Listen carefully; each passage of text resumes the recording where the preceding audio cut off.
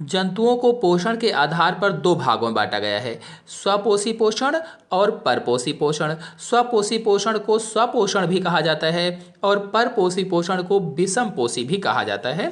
स्वपोषी पोषण में या स्वपोषण में दो भाग किए गए, प्रकाश संश्लेषी और रसायन संश्लेषी, जबकि विषमपोषी या परपोषी में परजीवी, मृतोपजीवी, शाकाहारी, मांसाहारी, सर्वाहारी आदि भाग किए गए हैं।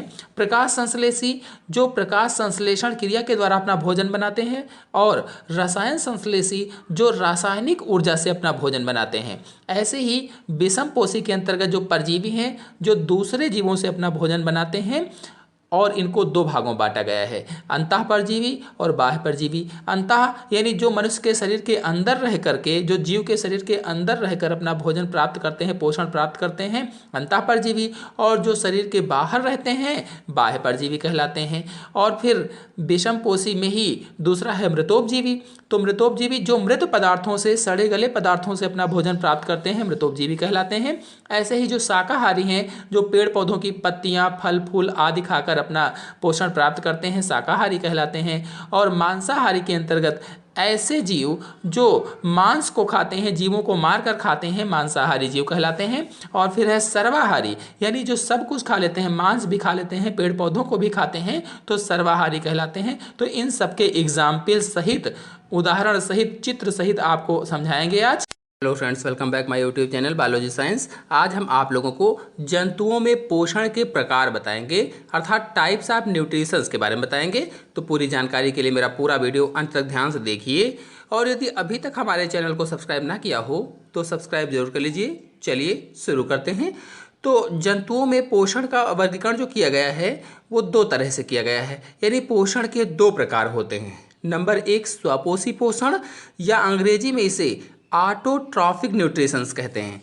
और दूसरा है विषमपोषी पोषण, या इसे अंग्रेजी में हेट्रोट्रॉपिक न्यूट्रिशंस कहते हैं। बता दें कि पोषण के आधार पर जीव दो प्रकार के होते हैं। नंबर एक स्वपोषी, नंबर दो परपोषी। स्वपोषी जो अपना भोजन स्वयं बना लेते हैं, और परपोषी जो अपने भोजन के लिए दूसरे पर आश्रित रहते हैं, दूसरे पर निर्भर रहते हैं। तो इन्हीं दोनों प्रकार पर जंतुओं का पोषण निर्भर है, यानी स्वपोषी पोषण और विषमपोषी पोषण। तो चलिए पहले स्वपोषी पोषण अथवा ऑटोट्रॉपिक न्यूट्रिशंस को समझ लेते हैं। तो ऐसे जीव जो अकार्बनिक यौगिकों, कार्बन डाइऑक्साइड, जल तथा प्रकाश के माध्यम से अपना भोजन स्वयं बनाते हैं, स्वपोषी जीव कहलाते हैं। और यह क्रिया स्वपोषी पोषण कहलाती है। जैसे हरे पौधे होते हैं, कुछ जीवाणु होते हैं, ये कैसे स्वयं अपना भोजन बना लेते हैं। अर्थात ऐसे जीव जो अपना भोजन स्वयं बना लेते हैं स्वपोषी जीव कहलाते हैं। सीधी सी परिभाषा कह दीजिए, कार्बन डाइऑक्साइड या कार्बनिक यौगिक कहने की जरूरत नहीं है। क्या कहेंगे? ऐसे जीव जो अपना भोजन स्वयं बना लेते हैं स्वपोषी जीव कहलाते हैं। तो इस क्रिया को ही स्वपोषी पोषण कहा जाता है। अगर पूछा जाए स्वपोषी जीव किसे कहते हैं तो बताएंगे ऐसे जीव जो अपना भोजन स्वयं बनाते हैं स्वपोषी जीव कहलाते हैं। अगर पूछा जाए कि स्वपोषी पोषण किसे कहते हैं तो इस क्रिया को ही स्वपोषी पोषण कहते हैं। पूरा बता देंगे कि ऐसे जीव यहाँ से लेकर के इस क्रिया को स्वपोषी पोषण कहते हैं। तो स्वपोषी हरे पौधे होते हैं, इसीलिए इन्हें उत्पादक भी कहा जाता है। यानी स्वपोषी जीवों को उत्पादक भी कहते हैं क्योंकि ये हरे पौधे ही होते हैं। हरे पौधे क्लोरोफिल और प्रकाश की उपस्थिति में जल तथा कार्बन डाइऑक्साइड से भोजन बनाते हैं। भोजन में कार्बोहाइड्रेट का निर्माण करते हैं। इस पूरी क्रिया को प्रकाश संश्लेषण क्रिया कहते हैं और इसमें ऑक्सीजन गैस मुक्त होती है और भोजन बनता है, यानी कार्बोहाइड्रेट बनता है। तो यही प्रकाश संश्लेषण कहलाती है या फोटोसिंथेसिस कहलाती है। स्वपोषी पोषण भी दो प्रकार का होता है, यानी स्वपोषी पोषण या ऑटोट्रॉपिक न्यूट्रिशंस टू टाइप होता है। नंबर एक प्रकाश संश्लेषी पोषण, या अंग्रेजी में इसे फोटोसिंथेटिक न्यूट्रिशन कहते हैं। और दूसरा है रसायन संश्लेषी पोषण, या अंग्रेजी में इसे कीमोसिंथेटिक न्यूट्रिशन कहते हैं। तो इन दोनों प्रकारों को एक एक करके समझ लेते हैं। तो प्रकाश संश्लेषी पोषण के अंतर्गत हरे पौधे और कुछ जीवाणु आते हैं। सूर्य के प्रकाश और क्लोरोफिल की उपस्थिति में कार्बन डाइऑक्साइड और जल से अपना भोजन कार्बोहाइड्रेट के रूप में प्राप्त कर लेते हैं। ऐसे सभी जीव प्रकाश स्वपोषी होते हैं, यानी प्रकाश संश्लेषण जो क्रिया होती है वो इन्हीं में होती है। अर्थ यह हुआ कि प्रकाश संश्लेषण क्रिया में सूर्य के प्रकाश की सौर ऊर्जा स्थितिज ऊर्जा में बदलकर भोज्य पदार्थों में संचित हो जाती है और प्रकाश संश्लेषण के बाद बना भोजन पौधों के सभी भागों में पहुंच जाता है। बता दें कि यूग्लिना स्वपोषी जीव है जो संघ प्रोटोजोआ में पाया जाता है। इसमें पर्णहरिम या क्लोरोफिल पाया जाता है। यह सूर्य के प्रकाश से भोजन बना लेता है, इसीलिए इसे पौधों और जंतुओं के बीच की कड़ी माना जाता है। तो प्रकाश संश्लेषण क्रिया क्या होगी आपको बता देते हैं। 6CO2 + 12H2O और फिर तीर का निशान यानी एरो, प्रकाश और पर्णहरिम की उपस्थिति में C6H12O6 यानी कार्बोहाइड्रेट या ग्लूकोज का निर्माण हुआ और जल 6H2O + ऑक्सीजन गैस मुक्त हुई 6O2। अब रसायन संश्लेषी पोषण के अंतर्गत कुछ जीवाणु जो सरल कार्बनिक यौगिकों में ऑक्सीकरण से उत्पन्न ऊर्जा का उपयोग करके अकार्बनिक पदार्थों से अपना कार्बनिक भोजन बनाते हैं, रसायन संश्लेषी स्वपोषी कहलाते हैं। जैसे सल्फर जीवाणु नाइट्रोमोनास होता है। तो कुल मिलाकर बात ये हुई कि कुछ रसायन संश्लेषी जीवाणुओं में क्लोरोफिल नहीं पाया जाता है। जैसे पहले जो प्रकाश संश्लेषी थे उसमें क्लोरोफिल पाया जाता था, तो वैसे भोजन बना लेते थे। लेकिन कुछ रसायन संश्लेषी ऐसे जीवाणु होते हैं जिनमें क्लोरोफिल नहीं होता है, तो वे रासायनिक ऊर्जा का उपयोग करके हाइड्रोजन सल्फाइड और कार्बन डाइऑक्साइड से कार्बोहाइड्रेट बनाते हैं। अब आपके मन में सवाल होगा कि रासायनिक ऊर्जा, तो इस चित्र को देखिए, इस तरह से रासायनिक ऊर्जा प्राप्त होती है। तो इसी रासायनिक ऊर्जा का उपयोग करके हाइड्रोजन सल्फाइड और CO2 से यानी कार्बन डाइऑक्साइड से कार्बोहाइड्रेट बनाते हैं और अपना पोषण करते हैं। तो ऐसे रसायन संश्लेषी जीवाणुओं के कुछ उदाहरण आपको बता देते हैं, जैसे सल्फर जीवाणु, लौह जीवाणु, हाइड्रोजन जीवाणु आदि आते हैं।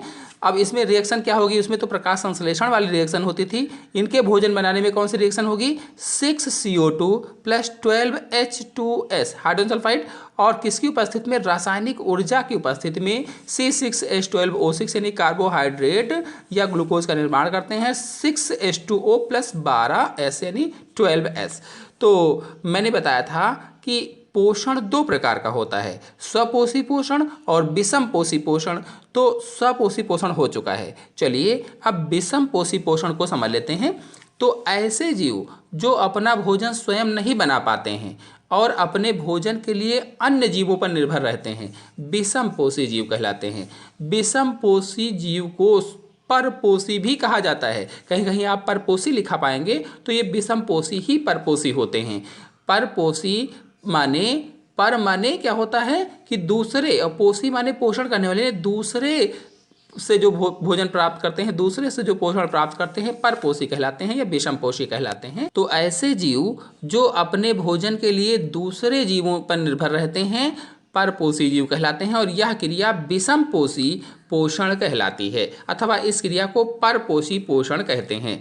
तो परपोषी जीव को उपभोक्ता भी कहा जाता है, यानी जितने भी परपोषी होते हैं, जितने भी विषम पोषी होते हैं, उन्हें उपभोक्ता भी कहा जा सकता है। ये भोज्य पदार्थों के लिए प्रत्यक्ष या परोक्ष रूप से दूसरे जीव पर ही निर्भर रहते हैं, चाहे प्रत्यक्ष रूप से निर्भर हों चाहे परोक्ष रूप से निर्भर हों, किसी न किसी तरह से ये दूसरे जीवों से ही भोजन प्राप्त करते हैं, इसलिए उपभोक्ता होते हैं। तो कुल मिलाकर विषम पोषी पोषण के अंतर्गत विषम पोषी जीव पौधों की तरह सूर्य की ऊर्जा का उपयोग नहीं कर पाते हैं। अगर सूर्य की ऊर्जा का उपयोग कर लेते तो प्रकाश संश्लेषण के माध्यम से इनका भी भोजन बन जाता। इसलिए जो विषम पोषी जीव होते हैं ये पौधों की तरह सूर्य ऊर्जा का उपयोग नहीं कर पाते हैं, इसीलिए ऊर्जा के लिए ये किसी न किसी रूप में पौधों द्वारा संश्लेषित भोजन पर ही निर्भर रहते हैं, यानी पौधों द्वारा बनाए गए भोजन पर ही निर्भर रहते हैं। सभी जंतुओं जैसे फफूंद या कवक जिसको कहा जाता है, अंग्रेजी में फंजाई कहते हैं, तो विषम पोषी जीव होते हैं और उनमें विषम पोषण ही होता है।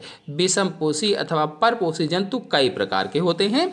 नंबर 1 परजीवी या अंग्रेजी में इसे पैरासाइट कहते हैं। नंबर 2 मृतोपजीवी या अंग्रेजी में इसे स्पोरोजोइक कहते हैं। नंबर 3 शाकाहारी, अंग्रेजी में हर्बीवोरस कहते हैं। और नंबर 4 है मांसाहारी, अंग्रेजी में कार्निवोरस कहते हैं। चलिए इन सब को एक एक करके समझ लेते हैं। तो पहला है परजीवी या पैरासाइट। तो ऐसे जीव जो किसी अन्य जीवित जीव के शरीर में रहकर अपना भोजन प्राप्त करते हैं परजीवी जीव कहलाते हैं, यानी ऐसे जीवधारी जो किसी अन्य जीव के शरीर में रहकर अपना पोषण करते हैं, अपना भोजन प्राप्त करते हैं, परजीवी जीव कहलाते हैं।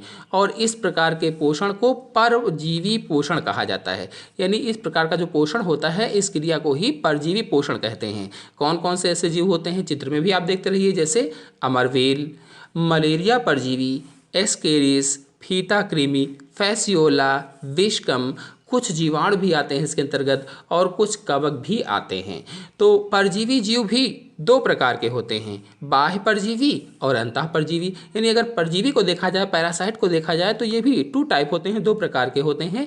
तो ऐसे जीव जो दूसरे जंतुओं के शरीर के बाहर रहकर पोषण प्राप्त करते हैं, बाह्य परजीवी कहलाते हैं। यानी ऐसे जीवधारी जो दूसरे जंतु के शरीर के बाहर रहें और उन्हीं से पोषण प्राप्त करें, तो उसे क्या कहते हैं, बाह्य परजीवी कहा जाता है। जैसे मच्छर, खटमल, जोंक, जूं, ये सब क्या है, बाह्य परजीवी होते हैं। बहुत सारे कॉम्पिटिटिव एग्जाम्स में पूछा जाता है, निम्नलिखित में से बाह्य परजीवी कौन है?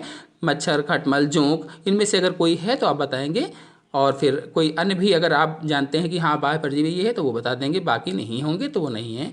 तो इस प्रकार से बाह्य परजीवी के अंतर्गत मच्छर, खटमल, जोंक, जूं आदि आते हैं। और कुछ परजीवी दूसरे जंतुओं के शरीर के अंदर रहकर पोषण प्राप्त करते हैं। यानी ऐसे बहुत से भी परजीवी होते हैं जो शरीर के अंदर रहकर पोषण प्राप्त करते हैं, भोजन प्राप्त करते हैं, तो उन्हें अंतः परजीवी कहा जाता है। जैसे फीता कृमि, एस्केरिस, लीवर फ्लूक, फाइलेरिया, ये जीव के शरीर के अंदर रहकर पोषण प्राप्त करते हैं। इस प्रकार से ये अंतः परजीवी होते हैं। चलिए अब विषम पोषी पोषण के अंतर्गत मृतोपजीवी में आ जाते हैं। मृतोपजीवी को देख लेते हैं, स्पोरोजोय को जान लेते हैं। तो कुछ जंतु सड़े गले कार्बनिक पदार्थों अथवा मृत जंतुओं से अपना भोजन ग्रहण करते हैं अथवा पोषण प्राप्त करते हैं। तो ऐसे जीवों को मृतोपजीवी या स्पोरोजोय कहा जाता है। यानी मृतोपजीवी जीव जो होते हैं वो सड़े गले कार्बनिक पदार्थों से अपना भोजन प्राप्त करते हैं। तो इसको आप ऐसे भी कह सकते हैं कि ऐसे जीवधारी जो सड़े गले कार्बनिक पदार्थों से अपना भोजन प्राप्त करते हैं, मृतोपजीवी जीव कहलाते हैं।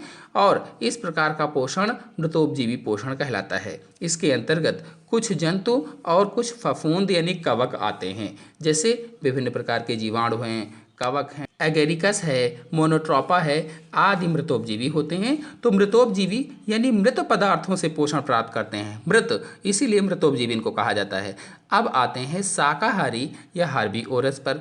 तो ऐसे जंतु जो पौधों के फल, फूल और पत्तियों को खाते हैं, शाकाहारी जंतु कहलाते हैं। यानी वे जीवधारी जो पौधों की फल, फूल, पत्तियों को खाकर अपना जीवन यापन करते हैं, पोषण प्राप्त करते हैं, शाकाहारी जंतु कहलाते हैं।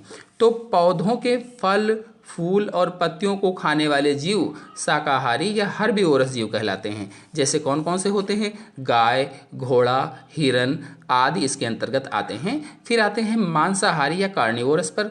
तो कुछ जंतु जो अपने से छोटे प्राणियों का शिकार करते हैं उन्हें मांसाहारी जंतु कहा जाता है। या ऐसे जंतु जो अपने से छोटे जीवों को खाते हैं, अपने से छोटे जीवों से पोषण प्राप्त करते हैं उनको खा करके, तो उन्हें ही मांसाहारी अथवा कार्निवोरस जीव कहा जाता है। और इस प्रकार का पोषण भी मांसाहारी या कार्निवोरस पोषण कहलाता है। जैसे कौन कौन से आते हैं? शेर, चीता, सर्प, भेड़िया आदि मांसाहारी हैं। अब अगला है सर्वाहारी। तो सर्वाहारी यानी जो सबको खाते हैं, जो सब कुछ खा लेते हैं, सर्वाहारी कहलाते हैं। तो इसके अंतर्गत मनुष्य आता है, जो सब कुछ खा लेते हैं तो सर्वाहारी कहलाते हैं। यानी पेड़ पौधों से लेकर के जीव जंतुओं तक सब कुछ खा लें तो वो क्या होते हैं? सर्वाहारी कहलाते हैं। सर्वाहारी जंतु या सर्वाहारी जीव कहलाते हैं और ऐसा पोषण सर्वाहारी पोषण कहलाता है। तो आशा है आप सभी लोगों को मेरे द्वारा बताए गए जंतुओं के पोषण के प्रकार अच्छी तरह से समझ में आए होंगे। तो आज के अंक में इतना ही। अगले अंक की जानकारी के लिए मेरे चैनल को सब्सक्राइब कर लीजिए और साथ में बेल आइकन को भी प्रेस कर लीजिए ताकि आने वाले अगले वीडियो की नोटिफिकेशन भी, उसकी जानकारी भी आपको सबसे पहले प्राप्त हो जाए।